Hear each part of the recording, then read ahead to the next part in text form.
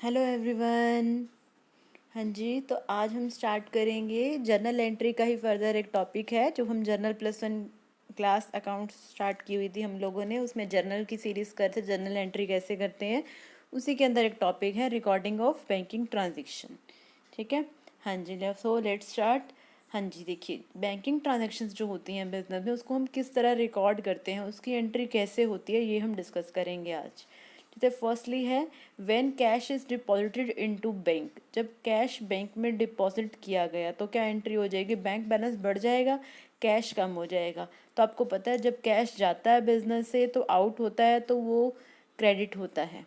ठीक है ना, credit what comes in, debit what comes in and credit what goes out, ये आपका रियल अकाउंट का रूल होता है।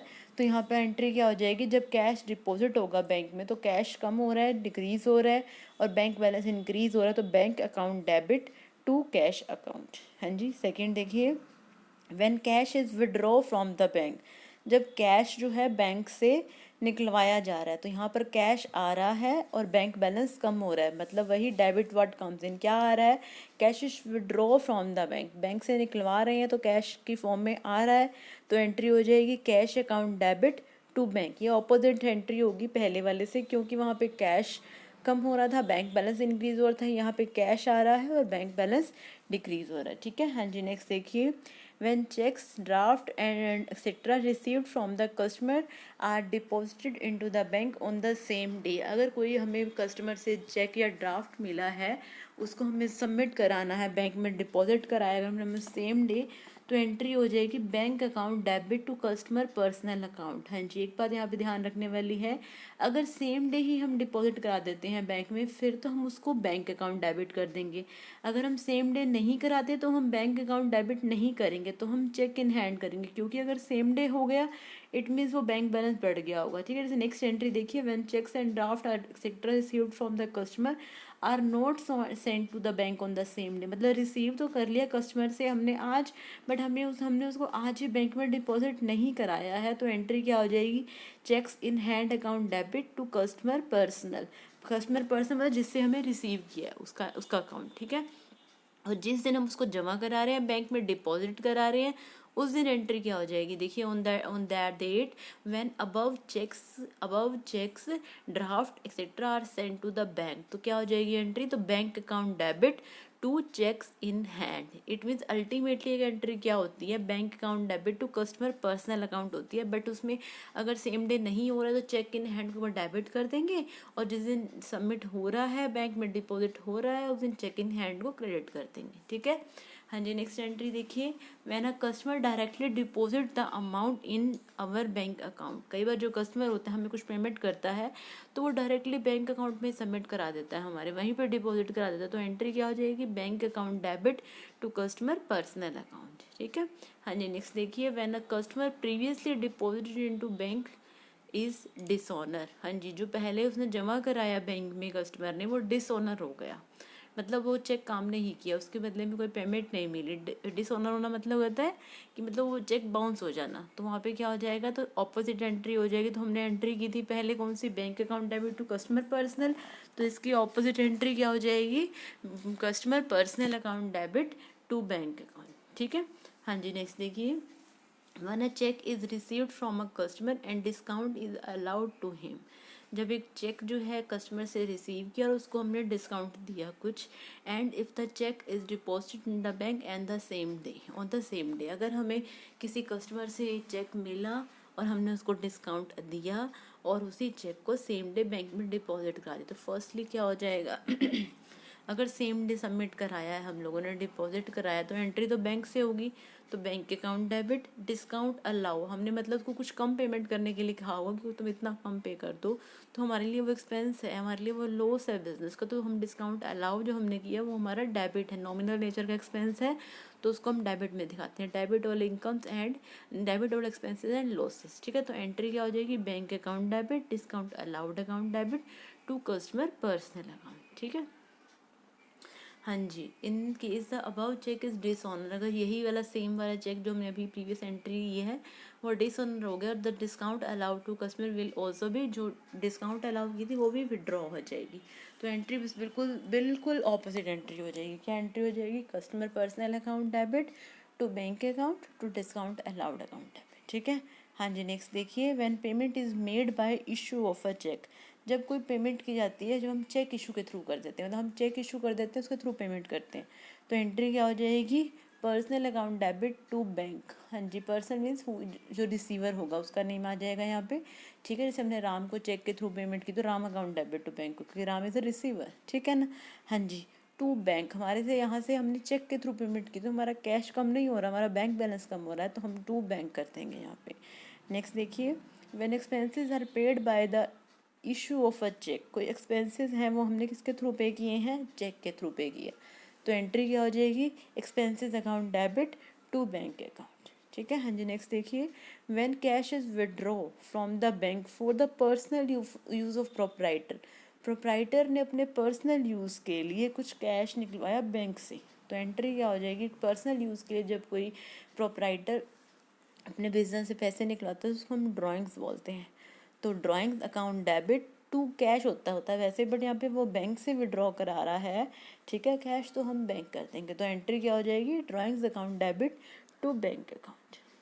नेक्स्ट देखिए, when interest is charge by the bank, जब कोई इंटरेस्ट है, कोई इंटरेस्ट की अमाउंट, कुछ ब्याज है वो बैंक चार्ज कर रहा है। ठीक है, तो बैंक जब चार्ज करेगा तो बैंक बैलेंस कम हो जाएगा उससे, तो एंट्री क्या हो जाएगी? किसने क्या एक्सपेंस है हमारा? वो इंटरेस्ट एक्सपेंस है, नाम लो, तो एंट्री क्या हो जाएगी? Interest expense account debit to bank, bank balance कम हो जाएगा। तो सीधी सी बात है, बैंक बैलेंस कम हो तो क्रेडिट होगा, बैंक बैलेंस इंक्रीज हो तो डेबिट होगा।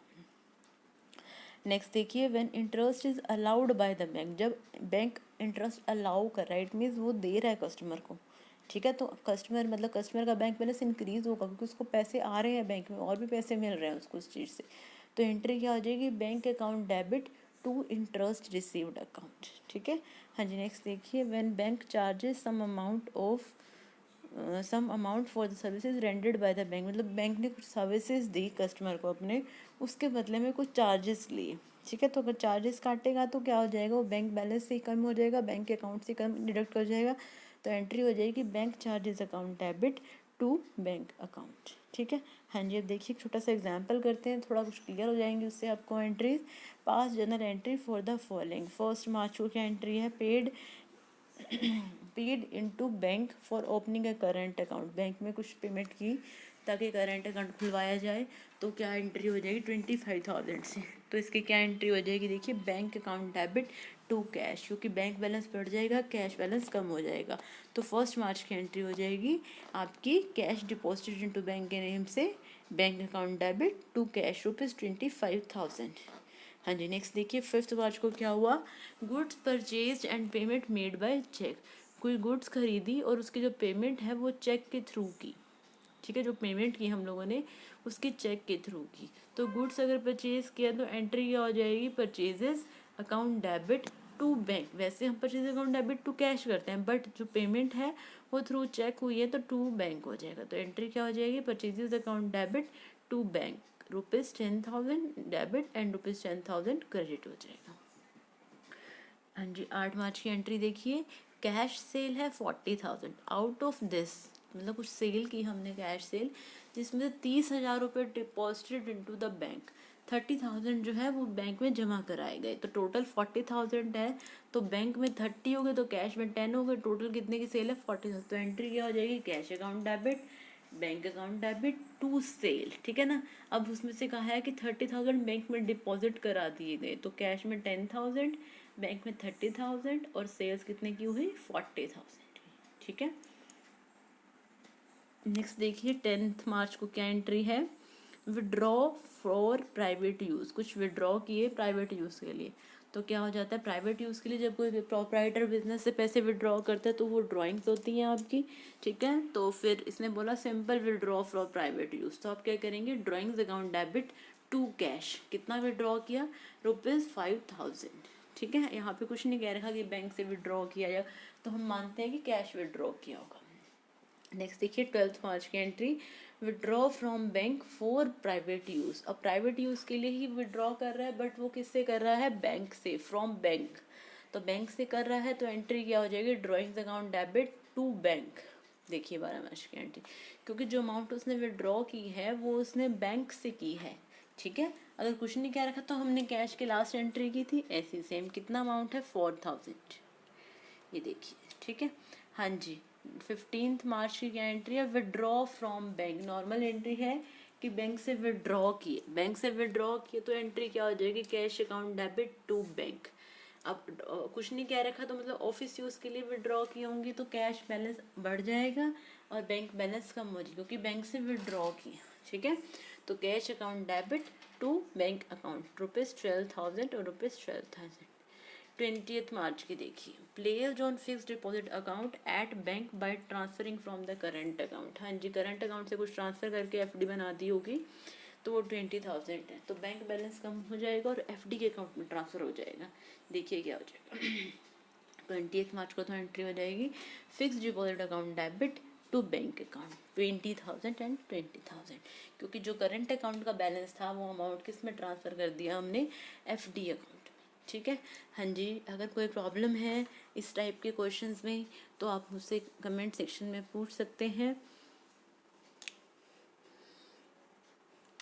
किसी भी टाइप की कोई प्रॉब्लम है, आई थिंक इसमें कोई प्रॉब्लम नहीं होगी, नॉर्मल से क्वेश्चंस हैं। बस अगर आप 2-3 पॉइंट्स हैं जो आपको कंसिडर करने हैं, नोटिस में रखने हैं, वो है क्या, अगर कैश बैलेंस इंक्रीज़ हो रहा है तो कैश डेबिट होगा, कैश बैलेंस डिक्रीज़ हो रहा है तो क्रेडिट होगा, बैंक बैलेंस इंक्रीज़ हो रहा है तो डेबिट हो जाएगा, बैंक बैलेंस डिक्रीज़ हो रहा है तो क्रेडिट होगा, ठीक है। हाँ जी, फिर भी अगर किसी टाइप की कोई प्रॉब्लम आती है तो आप कमेंट सेक्शन में मुझसे पूछ सकते हैं। Okay, thank you.